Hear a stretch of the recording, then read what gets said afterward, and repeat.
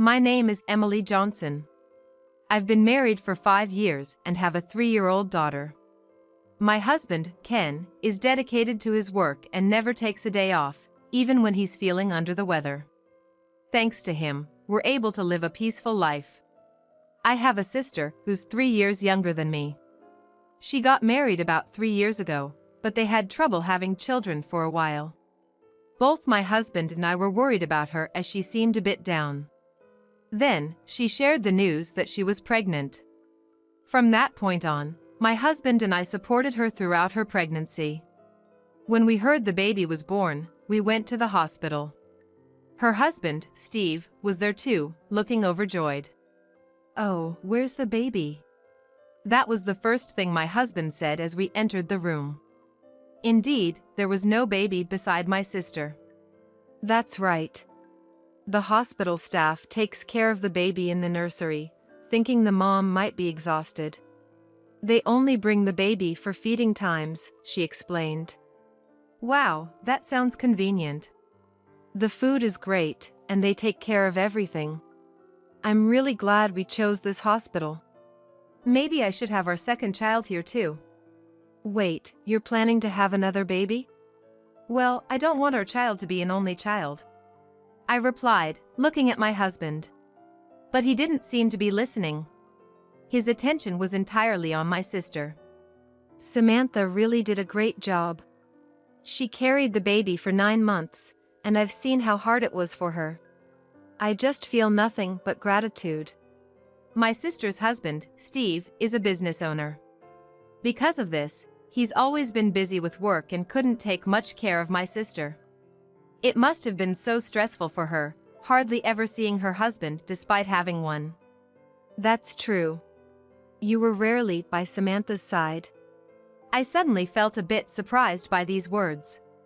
It sounded like a subtle critique of Steve. I'm sorry. It's just been work, and I couldn't do anything about it. No matter how busy you are with work, you should be there for your wife during her pregnancy. It's going to get even tougher with raising a child. He says this, but when it was my turn, he just left everything to me. Something's not right. Samantha really did a great job. It must have been tough for her. My husband says, thinking of my sister.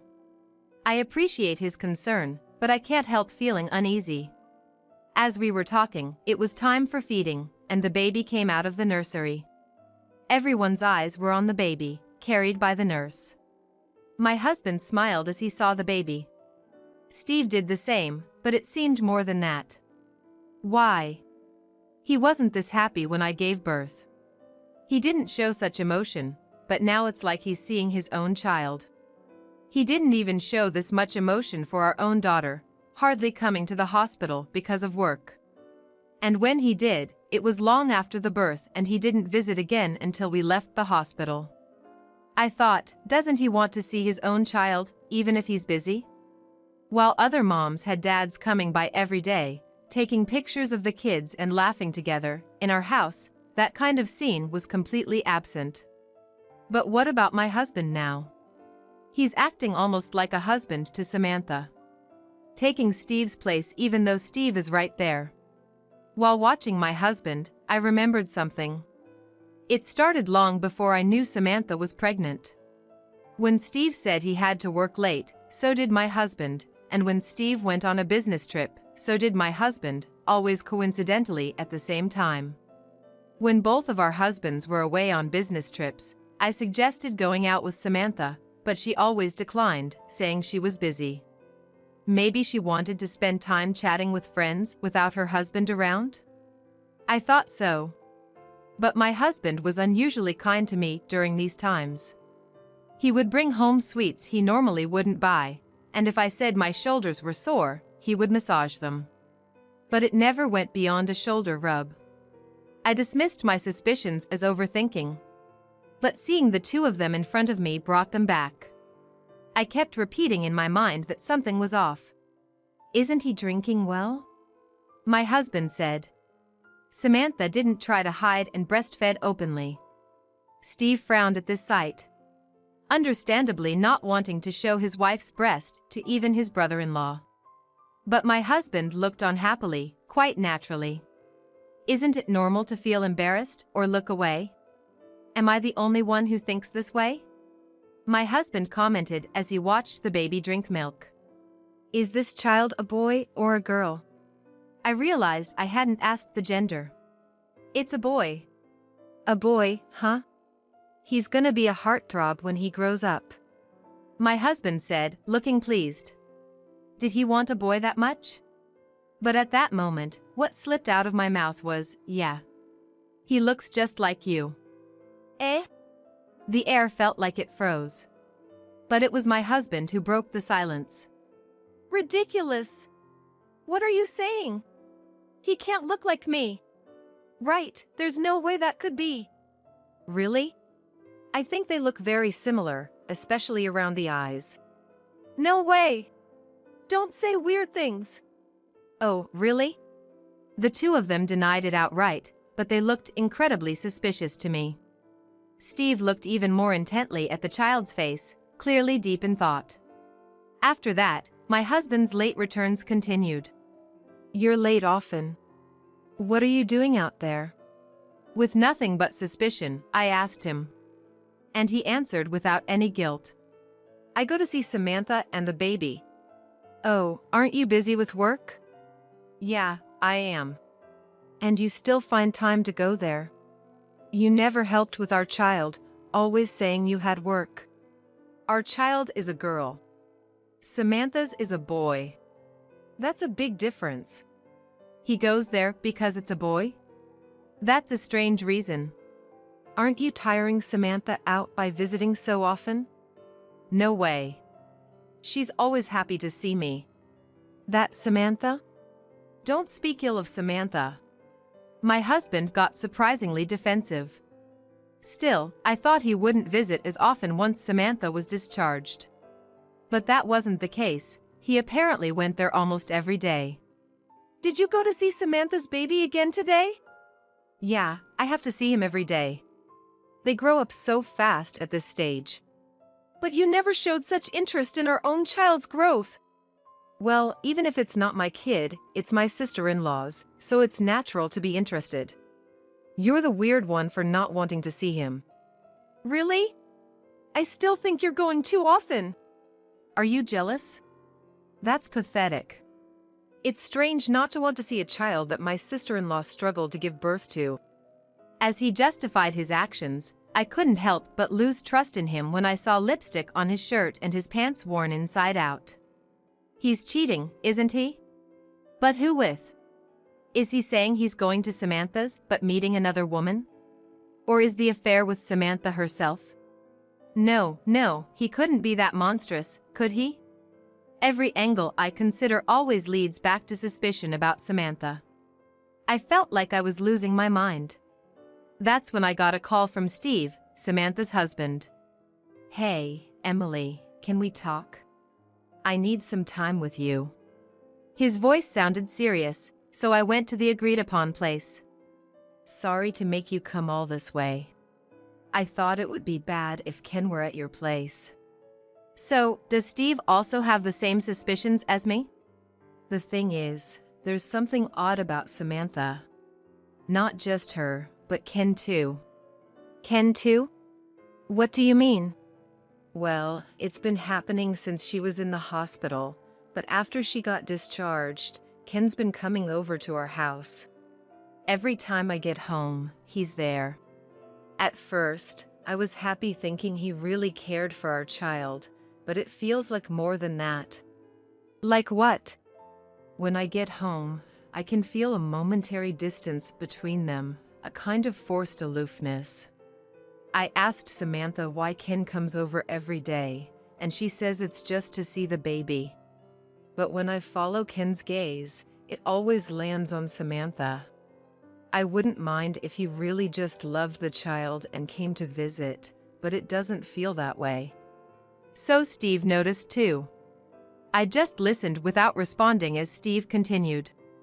Recently, he even comes over on days when I'm off work. I didn't know that. I had assumed Ken was working on weekends. And when I'm not looking, well, you know. I understand what he means. He's so good with the baby. I thought it's because he's experienced as a father. But the truth is, Ken has never changed a diaper. Or even fed our child a bottle. He'd make a face if I asked. But the other day, I overheard their conversation when I went to another room. It seemed like Ken was changing the diaper but did it wrong. No, not like that. You're so clumsy. Sorry, Samantha, I'll get better at this. Their voices sounded too intimate. They must be in a relationship. I hate to think this as a man, but I can't shake off the suspicion. Do you feel the same, Emily? How could I not? I'm pretty sure your hunch is right, but without proof, there's no point in suspecting. Yeah, I guess so. So why not hire a detective? I'll pay half. A detective? Yeah. Let them investigate, and if they find nothing, that's fine. Sounds good. So we hired a detective to gather evidence of their affair. About a week later, a large envelope arrived from the detective agency. The contents were as expected. I was so unsurprised that I just thought, bingo. But now, there's a lot I need to do. I immediately contacted Steve and set a plan in motion. Then, a week later, on a weekend, I visited Samantha's house with Ken. Emily, did you come to see the baby? That's rare. Ken often visits, but I thought you weren't interested since you never come. The baby's sleeping right now. Is that so? Let's go in. As we moved to the living room, there was Steve. He nodded slightly when he saw me, but to an outsider, it looked like a simple greeting. Coffee okay? Ken, you'll have coffee, right? Yeah, I'll help make it. Oh, then let me do it. No need, Steve. Just sit down. I can do it faster. What does that mean? Does he know where everything is because he's been here so often? Seeing my husband's behavior, anger welled up in me. He never makes coffee at home. He acts like if he just says coffee, it'll appear. But the voices from the kitchen sounded like a happy couple, and both Steve and I frowned. When the coffee was set on the table, Samantha started the conversation. What brings you here today? You didn't come just to see the baby, did you? Right on target. Exactly, Samantha. That's right. Actually, I've got a wonderful gift for Samantha and Ken. Huh? Don't you mean for Steve and me? No, it's for Samantha and Ken. Saying that, I spread out the documents sent by the detective agency on the table. There were several photos showing Ken and Samantha together. The report detailed what the two were doing on specific dates and times. What is this? What's going on? Having an affair, huh? Perfect, just as planned. The two were utterly shocked. Ken, what's this about? Well, it's just... I thought Ken would confess right away. We're just getting along as in-laws. What's wrong with that? No, the problem is the way you're getting along. The photos clearly show intimate scenes, like leaning on each other's shoulders or embracing. Just look. In this photo, we're just leaning in to look at the baby. And here, it looks like we're hugging, but really. Oh yeah, a cockroach scared Samantha, so she clung to me. Such blatant lies. With all these photos, how could he expect anyone to believe these stories? And why would you do such an investigation? Don't you trust your own brother and sister? No, I don't. I care for your sister as if she's my own, and now you suspect me? Don't you feel sorry for her? You're the one to talk. Still lying through his teeth. What are you saying? You say you feel sorry for your sister, but you're the one who cheated. Both of you are at fault. We didn't cheat. I just explained every photo. Still, you don't believe me? Nobody's going to believe these made-up stories with such lovey-dovey photos. Whether you believe it or not is up to you, but are you trying to ruin your sister-in-law's marriage? Ken said this with a triumphant look, but Steve, finally losing his temper, pulled out an envelope labeled DNA test results. I also suspected you and Samantha. That's why I prepared this evidence. I was going to seal it if you admitted it, but now it seems unnecessary. A DNA test? You don't believe it's your own child? Ken's face turned pale. That's his cornered look. Samantha, meanwhile, looked down, clearly understanding the gravity of the situation. We tested the baby's sample and a toothpick Ken used at home. And here are the results. It read 99.9% probability of parentage. This means, Ken, you're the father. That's strange. I thought so. Ken visits the baby every day, but when his own child was born, he chose work over the baby, hanging out with friends instead. But now he visits Samantha every day. It seems more like he wants to flirt with Samantha than see the baby. No! This is unbelievable! Despite the evidence, Ken still denied it. I have a family I love. There's no way I'd get involved with my sister-in-law. What? Where is this loving family you speak of? Emily. It feels like years since you've called me by my name. I love only you. There's no way I would cheat. Are you really going to believe this piece of paper over my words? I will believe it. I'd rather trust the power of science than the words of a crappy man. If anyone believes the words of such a man over this, that's truly unbelievable. Who are you calling crappy? No, that's not it. I really love you. I have no interest in any other woman. That was when Samantha suddenly burst into tears. This is terrible. What's happening? Both Steve and I were shocked, and Ken seemed just as surprised. What's wrong? I love Ken, and he loves me. When I got pregnant, Ken was happy. He's been coming every day since the baby was born, and we've been in love every day. And now you choose your family over me. Samantha, we promised not to break up our families. Hey, Samantha, why did you do this with my husband?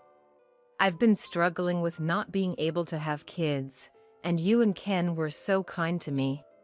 Ken came to my house almost every day. Steve was always busy, so Ken listened to my problems.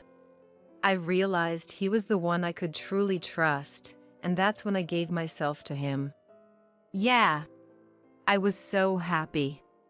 To have someone care so much about me, I ended up sleeping with him.